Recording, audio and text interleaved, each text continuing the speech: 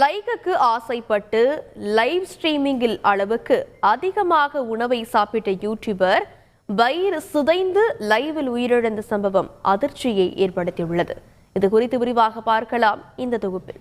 சமூக வலைதளத்திற்கே தங்கள் வாழ்வை அர்ப்பணிக்க தயாராக உள்ள பலர் லைக்குகள் பெறவும் குறுகிய காலத்தில் பிரபலமடையவும் எதை வேண்டுமானாலும் செய்ய தயாராகி விடுகின்றனர்.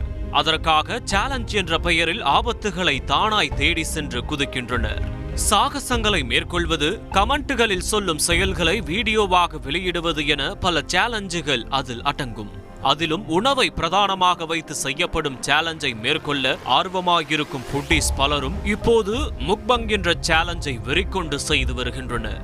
அதாவது கேமரா முன் வகை வகையான உணவுகளை படையலிட்டு அதனை ஒரே ஆளாக அமர்ந்து ருசிப்பதை வீடியோவாக வெளியிடுவதுதான் இந்த முக்பங் சேலஞ்ச். இந்த சேலஞ்ச் வீடியோக்கள் உலகளவில் படு ஃபேமஸ்.